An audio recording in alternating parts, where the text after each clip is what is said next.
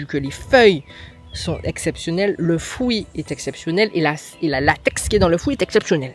Qu'est-ce que vous voulez de plus? Mesdames et messieurs, bonjour. Aujourd'hui, on va parler de sujet un petit peu spécial. On va parler de la papaïne. Voilà. C'est quelque chose qui revient en ce moment assez régulièrement et on va voir d'où ça vient. Donc papaïne, vous avez compris, papaye. Papayer, voilà, c'est pour ça qu'on est à côté du papayer. La papaïne, elle se situe dans la papaye et surtout la papaye verte ici. Voilà. Donc on va voir comment on extrait ça, qu'est-ce que ça fait, quelle vertu médicinale ça a et qu'est-ce que ça représente. Et si vous voulez faire de la papaïne chez vous, est-ce que c'est un business qui peut être rentable? Voilà. Avant de commencer à entrer dans le vif du sujet, la papaïne, c'est quoi? Alors, c'est une enzyme poly, je ne sais pas quoi. Vous savez déjà, je ne suis pas docteur. C'est à vous d'aller faire vos recherches si vous voulez en savoir plus. Mais en tout cas, c'est une enzyme qui est présente dans la papaye et la papaye verte surtout. C'est pas dans la papaye mûre, mais c'est vraiment dans la papaye verte. Alors, je vais retourner et je vais vous montrer c'est quoi. Quand vous avez une belle papaye comme ça, vous voyez, ok, une belle papaye, vous allez venir faire des traits comme ça. En général, vous voyez, il y a une espèce de liquide qui s'appelle aussi latex qui sort de la papaye quand elle est blessée. Ça, c'est dans ça que se trouve la papaïne, l'enzyme papaïne qu'on utilise dans plusieurs industries qu'on va voir tout de suite. Une fois que vous avez saigné entre guillemets votre papaye, ça va ressembler à ça. Vous voyez, elle va cicatriser, il n'y a pas de souci. En général, les anciens faisaient ça aussi pour accélérer la maturité de la papaye. Voilà. Donc il n'y a pas de contre-indication, ça ne va pas abîmer votre papaye, sachant que quand vous faites des incisions comme ça, il ne faut pas que ça soit trop profond. Il faut vraiment que ça soit en surface, parce que si c'est trop profond, justement, c'est là où vous allez en fait faire pourrir la papaye. Voilà. Donc déjà pour extraire ça, c'est déjà assez complexe. Alors, l'extraction de la papaïne, donc du latex qui se trouve dans la papaye, il y a différentes choses à prendre en compte. Déjà, pour ne pas que ça s'oxyde, il faut utiliser un matériau, soit du métal, soit du bois, je ne sais plus exactement, mais en tout cas, il faut faire attention parce que ça peut faire oxyder le produit. Ce qui se passe en général, c'est que dans les pays qui utilisent et qui produisent de la papaïne, ils mettent en fait quelque chose en dessous du papayer. Il passe avec une espèce de racloir avec des dents et il laisse couler le produit sur le papayer. Sauf que en fait le produit est le réceptacle pour récupérer l'espèce de liquide blanc là, le latex, c'est très bas. Donc moi je trouve que c'est pas très sanitaire en parlant très bon. Je pense que c'est possible, je vais vous montrer, attendez. Je pense que c'est possible par exemple de mettre quelque chose ici, à hauteur ici, qui comme un grand, vous savez comme les moustiquaires et qui récupèrent en fait le liquide quand vous blessez la papaye. Voilà, donc c'est ce liquide là, vous voyez ça, vous voyez comment elle coule et en fait ça a une tendance après à sécher. Voilà, donc là c'est liquide mais ensuite ça sèche et ça devient de la poudre. Donc en général ils lavent et ils réutilisent, ils font sécher et ensuite ça doit pas voir le soleil direct, ça doit vraiment rester, ça doit sécher à une chaleur bien précise aussi pour ne pas que ça s'oxyde. Bon, vous avez compris, pour ne pas que l'enzyme en fait soit abîmée et qu'elle soit le plus efficace possible. C'est pas très, voilà, c'est un peu collant, c'est gluant, mais après quand vous allez voir quand ça sèche, en fait, ça fait vraiment comme une poudre en fait. Voilà, je sais pas comment vous expliquer plus en détail en fait. Bien sûr, la papaïne, ça a des vertus médicinales. C'est pour ça qu'en général, vous allez avoir beaucoup de personnes, de naturopathes, de médecins autres, qui vont vous pousser à manger de la papaye, qui vont vous pousser à boire du jus de feuilles de papaye quand vous avez des problématiques, surtout digestives, parce que la papaïne, elle a des actions sur la digestion. Donc tout ce qui est crampes, problèmes de digestion, problèmes de constipation, tous ces problèmes-là, le transit, etc. La papaïne, c'est bon pour vous. Ça a aussi un impact sur les problématiques de peau. Donc en général, elle est aussi utilisée dans les cosmétiques. Oui. Je disais, elle est aussi utilisée pour tout ce qui est les cosmétiques. Donc vous allez la trouver dans certains gommages. Vous allez aussi la trouver dans certains produits pour tout ce qui est eczéma, brûlure, voilà, les petites problématiques de la peau. Elle est utilisée pour les brûlures de méduses, si je dis pas de bêtises, pour autres brûlures, brûlures superficielles, bien sûr, pas des brûlures, voilà. Mais en tout cas, elle est bonne pour la peau. Voilà. Donc vous allez souvent trouver dans des cosmétiques, vous pouvez faire attention, regardez s'il y a de la papaïne dedans. À un moment donné, c'était très à la mode avec la marque là, Rivellon. Bon bref, les gens qui font du cosméto là. C'était très à la mode, on disait oui, il y a de la papaïne dedans pour régénérer les cellules de la peau. Voilà, donc c'est pour ça. Ensuite, oui, parce que c'est quand même assez intéressant de voir à quel point, en fait, c'est quelque chose qui se trouve facilement sous nos latitudes et comment on ne l'utilise pas plus que ça. C'est bon aussi, puisque comme on l'a déjà vu, la papaye, c'est un antioxydant, donc tout ce qui est pour la protection des radicaux libres. Je vous invite à aller voir la vidéo sur les feuilles de papaye, juste ici, qui va popper, si vous voulez en savoir plus. Mais en tout cas, là, vous avez vraiment de la papaye pure. Donc, bien sûr, c'est un très fort antioxydant, donc ça protège vos cellules. C'est également un anti-inflammatoire, donc vous savez déjà les problématiques de musculaires, douleurs musculaires, douleurs articulaires et bon Dieu. Mais aussi, on a vu pour la cicatrisation des plaies. Voilà. Donc si vous avez un petit bobo, ça peut être intéressant.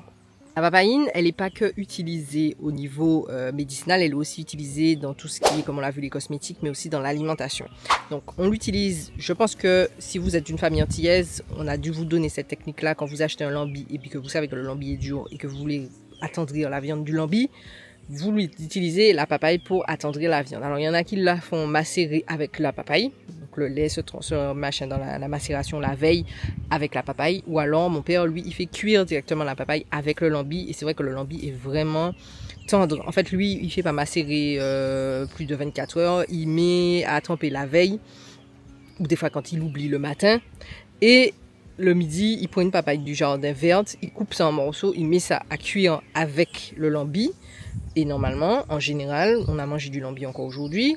Le lambi est tendre. Je vous dis pas que c'est tendre. Si c'est tendre. Non, en vrai, je ne vais pas mentir, c'est tendre. Donc maintenant, c'est vous qui voyez. Laissez-moi savoir en commentaire comment vous l'utilisez. Est-ce que vous faites cuire ou est-ce que vous faites juste tremper? Donc j'ai oublié le mot.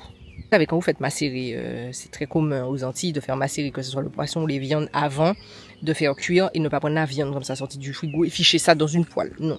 Nous, on fait, j'ai oublié, hein, mais vous allez me dire, je sais que vous allez me dire en commentaire c'est quoi le nom de ça, là, macérer, faire macérer dans des, pas assaisonner, mais vous avez compris ce que je veux dire en tout cas. Comme je vous disais, on utilise ça, là, ok, la papaïne, là, on l'utilise pour attendrir les viandes. Donc, comme je vous ai dit, la viande de lambi, mais, enfin, je sais pas si c'est de la viande. Le lambi est une viande. Bref, la viande en général et le lambi. Donc, si vous avez une viande qui dit, tu sais que la viande, elle est dure, le bœuf a souffert, tu as envie d'attendre le bœuf, mets de la papaye dans la vie du bœuf. Mets de la papaye dans la viande du bœuf. Tu prends la papaye et puis tu coupes le lait. Soit tu prends le lait directement, soit tu te fais paillèche, tu coupes la papaye et puis tu fous ça avec le bœuf. Voilà. Mais en tout cas, ça a tendance à attendrir la viande. Deuxièmement, au niveau cosmétique. Mais qu'est-ce que j'appelle le cosmétique comme ça? Oui. Au niveau manger, ça s'utilise aussi pour éclaircir la bière. Donc, en général, quand vous avez des bières qui sont censées être des bières brunes, mais qui arrivent à une couleur claire, dites-vous que il y a de la papaïne dedans. Et donc, la papaïne fait que ça éclaircit. Voilà. Marketingment parlant, peut-être que ça se vend mieux quand c'est clair. On ne va pas entrer dans le débat, voilà. Mais c'est utilisé pour éclaircir la bière. Donc, les gens qui font de la bière artisanale, si vous voulez éclaircir votre bière, c'est gratuit. Que ça aide à attendrir la viande, dites-vous que c'est aussi utilisé dans tout ce qui est le textile et le cuir. Premièrement, pour ramollir le cuir, comme vous l'avez vu, ça a un impact sur la viande, donc le cuir c'est de la peau, ça ramollit la peau. Mais aussi pour, vous savez, quand vous avez tué une bête ou autre et vous voulez enlever les poils, les choses comme ça plus facilement, pour faire cette action-là, d'enlever les poils plus facilement, pour que ça se nettoie plus facilement. Donc c'est aussi utilisé dans l'industrie du textile. Vous voyez, est-ce que vous voyez comment, et il y a des champs de papaye comme ça là, et on ne sait pas ça. Alors vous allez me dire, quels sont les pays producteurs? Vous allez trouver de la papaïne, enfin des personnes qui utilisent la papaye, le latex de la papaye en Inde. Vous allez en trouver sur le continent africain, donc ça peut être le Congo, ça peut être aussi la Tanzanie. Vous allez en trouver aussi en Ouganda. Comme je vous ai dit aussi, à côté de l'Inde, le Sri Lanka fait aussi partie de ces pays qui sont principaux. Oui, qui sont les principaux producteurs de papaïne. Et ils ne sont pas juste producteurs pour être producteurs, c'est un produit en général brut, papaïne brute. Donc comme je vous ai dit, ça dépend de la façon dont c'est extrait. Je pense qu'il y a des pays qui sont un peu plus avancés sur l'extraction. Je vous ai dit, en Inde, ils sont un petit peu roots. Hein. C'est vraiment, voilà, avec un petit truc et puis ça, c'est pas en terre et puis ça coule pas en terre. C'est pas très, voilà. Je pense que dans certains pays, il y a des façons de faire un petit peu plus avancées. Vous avez des techniques un peu plus chimiques, entre guillemets, modernes. qui vont faire que la molécule va vraiment être gardée pure pour ne pas perdre en fait de son efficacité. Donc les pays à qui ça profite, entre guillemets, qui sont les principaux acheteurs de cette molécule, ça va être le Royaume-Uni, les États-Unis, bien sûr, on se doute bien, parce que c'est beaucoup dans des cosmétiques et des choses comme ça, et comme je vous ai dit, c'est les meilleurs, pas les meilleurs, mais ce qu'on entend le plus mettre en avant, ce genre de trucs en mode, surtout les influenceurs un peu américains là, avec leur truc de peau, oui, il y a de la papaïne, il y a de la pectine, il y a des qui n'en finissent pas. En général, faites plus attention, vous allez voir qu'ils disent beaucoup le mot papaïne, voilà. Après ça, vous avez la Belgique, la France, et il y en a d'autres, mais c'est les principaux en tout cas qui sont dans ce circuit-là. Comme on a vu, en général, c'est utilisé pour différentes choses. Je pense que la France, il y a beaucoup plus au niveau pour manger. Non, mais je sais pas pourquoi j'ai cosmétique dans la tête. En tout cas, pour manger et pour éclaircir la bière, par exemple. Je pense que c'est un très gros marché. Au lieu de faire ça de façon chimique, vaut mieux utiliser une enzyme naturelle. Les États-Unis, on a dit, ça doit être majoritairement. Je parle je suis pas allée vérifier, hein, mais je pense que c'est majoritairement du cosmétique. Et la France aussi, je pense qu'il y a beaucoup aussi au niveau des enzymes pour la digestion, les problématiques, parce que je pense que je vois ça en parapharmacie souvent. Voilà. J'avais ça à dire, c'est juste ça. Laissez-moi savoir en commentaire si vous avez déjà vu papaïne apparaître comme ça entre-temps, si vous avez déjà entendu ça, que ce soit dans les vidéos que vous regardez sur YouTube ou autre. Mais en tout cas, c'est là que ça, c'est là c'est là. Bref, maintenant, est-ce que c'est un business qui est intéressant? Je vais vous dire que oui, parce que en vrai de vrai, le vrai de vrai du vrai, il n'y a pas besoin d'avoir beaucoup de moyens pour pouvoir extraire de la papaïne. Je vais pas vous mentir, pour avoir vu plusieurs vidéos, pour avoir fait beaucoup plus de recherches sur le sujet, les gars, en Inde, ils se font pas trop chier. Le seul truc qui est chiant, c'est après. C'est le stockage, c'est mettre en place vraiment un espace de stockage il faut que ça soit, comme je vous ai dit, il faut pas que ça ait contact avec le soleil, faut que ça soit propre parce que bon, ben, c'est très très fin. Si vous le lavez et que vous le refaites sécher après, il y a des petites choses bien précises. Après, vous pouvez le faire brut et le donner moins cher que ce qu'il achète ailleurs et après, c'est à eux de le transformer. Mais je pense qu'il y a quelque chose à faire en sachant que vous avez vu, ça pousse super bien. Donc, ça ne vous empêche pas de vendre votre fruit. Après, c'est sûr que visuellement, il y aura peut-être des petites traces, mais même à ça, si c'est pas fait trop profondément, si c'est bien fait, vous pourrez quand même vendre le fruit. Ça n'empêchera pas de mûrir et ça n'empêchera pas d'être vendu. Après, rien ne vous empêche de le vendre, par exemple, à des restaurants qui où ils s'en fichent en fait que l'extérieur soit moche. Eux, ce qui les intéresse, c'est à l'intérieur. Donc, je n'ai pas non plus vu, est-ce qu'il y a une variété bien précise de papaye, parce que vous avez différentes papayes, vous avez la papaye comme Kiski, ici vous voyez que c'est assez arrondi, vous avez les papayes qui sont longues comme des nez, vous avez différents types de papayes. Je n'ai pas vérifié, je vais vous mettre en description, si j'ai l'information entre temps, s'il y a une variété de papaye qui est plus adaptée que les autres. Je pense qu'il y a des papayes qui doivent saigner entre guillemets du latex plus que les autres. Mais en tout cas, de ce que j'ai vu, ça ressemble aux papayes qu'on avait, donc ça se fait facilement. Encore, je reviens sur le poids du marché. On parle de millions. On parle pas de 100, de 1000, on parle de millions. C'est un marché qui grossit tous les jours, tout le temps. Cette année, ça a grossi. Je vais vous mettre en barre de description aussi les chiffres de l'année dernière et les chiffres de cette année. Il y a une demande qui est grossissante, que ça soit au niveau alimentaire, cosmétique et même médicinal, puisque comme on l'a vu, il y a de plus en plus de problématiques de digestion. Voilà. Donc c'est un business qui peut être intéressant, surtout sur nos îles, sur nos latitudes où c'est pas quelque chose qui va vous demander la papaye. Ça pousse quand même très facilement ici en Martinique ou en Guadeloupe. C'est pas quelque chose qui va être problématique avec le chlordécone, puisque le chlordécone ne monte pas aux arbres normalement. Donc c'est quelque chose qui peut être planté vraiment en mode partout. Voilà. Et on peut utiliser aussi les feuilles. Donc vraiment le papayer, je trouve que c'est pas assez utilisé sous nos latitudes. C'est une plante qui est un peu bon voilà, il y a des gens qui mangent un peu de papaye. Moi j'aime pas la papaye par exemple. Moi je trouve que c'est un goût de vomi. Bon, chacun son délire. Mais en vrai de vrai, vous avez un papayer, vous l'utilisez pas plus que ça. Vous allez utiliser de temps en temps les papayes vertes pour faire un gratin. Et puis la papaye jaune quand vous avez envie de manger correctement en mode, bon vous avez envie d'une papaye, mais le nombre de papayes qui sont par terre, le nombre de papayes qui ne servent à rien, enfin le papayer est là, il fait sa vie, il meurt, et puis bon on s'en fiche. C'est pas une plante qui est recherchée, c'est pas une plante où les gens se disent, oh mon Dieu, je vais mettre un papaye chez moi. Non. Voilà. Donc maintenant que vous avez cette information là, Vous le savez. Maintenant, je vais vous donner moi, qu'est-ce qu'on fait avec ça, parce que nous, on l'utilise d'une autre façon. Alors, moi, quand mes poules sont malades, je pense que je vous avais fait une vidéo sur le sujet. Vous voyez, je vais venir saigner la papaye et je vais venir prendre une cuillère et je vais venir récupérer ça. Donc là, il n'y en a pas beaucoup, mais si je prends une plus grosse papaye, c'est sûr que ça va couler vraiment abondamment parce qu'on ne se rend pas bien compte. Hein. Mes ongles, je ne suis pas Wolverine non plus, mes ongles ne sont pas bien effilés, mais si je commence à blesser la papaye, vous voyez, ça coule fort.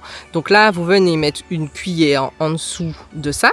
Vous récupérez toute cette espèce de latex, ça va vous faire un bon, voilà, quelques millilitres.